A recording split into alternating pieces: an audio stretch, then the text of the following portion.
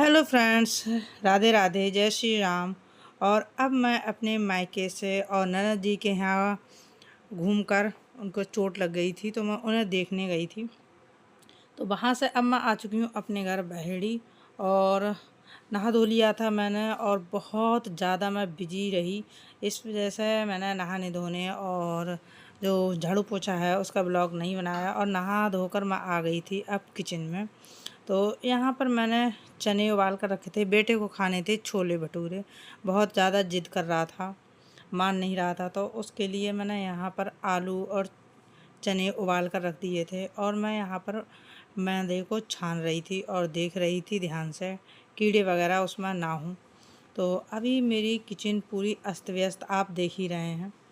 और मैदा छानने के बाद मैंने इसमें इनो थोड़ा सा डाला था जिससे कि डाइजेस्ट अच्छे से हो जाएंगे ये।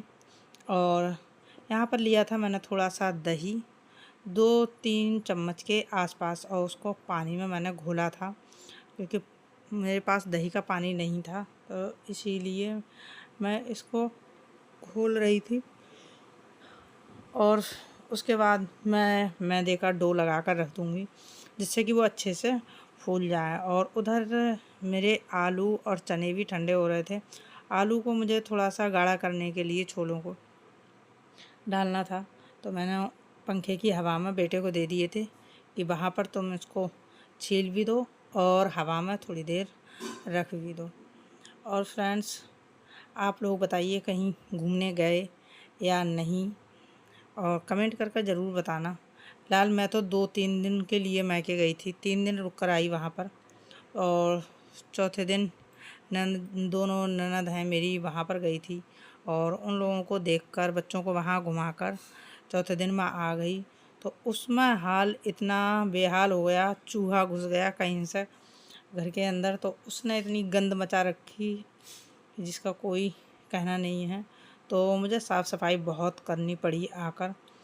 और यहाँ पर मैंने डो लगा दिया था मैदे का और एक तरफ मैं कर रही थी छोलों का मसाला तैयार, टमाटर कट कर रही थी। और फिर जो मसाले हैं लहसुन प्याज मैं डालती हूँ, तो वो भी मैंने तैयार कर रख लिया था जिससे कि मुझे ज़्यादा परेशानी ना हो। और यहाँ पर मैं नॉन स्टिक कढ़ाई का यूज़ नहीं कर रही हूँ, लोहे की कढ़ाई ही मैं खाने में यूज करती हूँ जब मुझे खाना बनाना होता है। तो 2-3 दिन हो गए थे तो बाहर रह रहे थे, तो इसी वजह से मेरी जो कढ़ाई है उसमें थोड़ी सी जंग टाइप की आ गई थी, उसको मैंने साफ़ किया।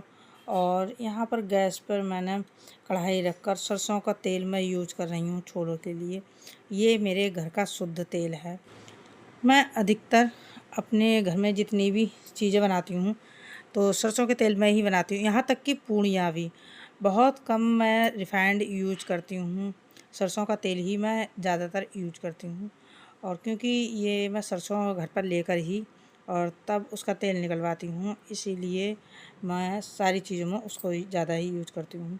और यहाँ मैंने अपने छोले जो बनाने का प्रोसेस था वो आगे बढ़ा दिया था क्योंकि बेटा मेरा हो रहा था बहुत ज़्यादा परेशान, क्योंकि इसकी ज़िद रहती है कि अगर कुछ चीज़ जब तक बनती नहीं है तब तक ये मुझे किचन में परेशान थोड़ा बहुत ज़रूर करता रहता है, मम्मी जल्दी बना दो। तो उसको मैं देख रही थी और उसकी इस बात पर हंस भी रही थी कि जल्दी जल्दी चक्कर लगा रहा था। मैं उससे कह रही थी कि जल्दी चक्कर लगाने से वो जल्दी नहीं बनेंगे। और मैंने एक तरफ रख दिए थे चावल बनने के लिए क्योंकि पतिदेव और मुझे खाने थे चावल, मुझे भटूरे नहीं खाने थे। भटूरे मैंने सिर्फ बेटे के लिए बनाए थे 3 या 4। और यहाँ अपनी ट्रे पतिदेव लगा रहे थे, जो मेरी चूड़ी निकालने की जो करछुली थी उसको वो कर रहे थे गर्म, कि उसमें कहीं पानी ना हो। मेरा मैदा हो गया था, जो डो मैंने लगाया था वो थोड़ा सा हो गया था गीला, लेकिन मुझे बहुत ज़्यादा बनाने नहीं थे तो मैंने उसको टाइट वगैरह नहीं किया, ख़राब भी हो जाते, फूलते नहीं। तो यहाँ पतिदेव दे रहे थे मेरा साथ कि तुम बेलो और मैं इनको निकाल रहा हूँ। और हंस भी रहे थे, मजाक कर रहे थे कि देखो इसको मैं अपने हाथ से जब निकालूंगा तभी ये फूलेंगे। तो यहाँ पर मेरे भटूरे अच्छे से फूल गए थे और बेटे को मैं देने जा रही थी और क्योंकि कम बनाने थे तो उसमें तेल भी मैंने कम ही लगाया था।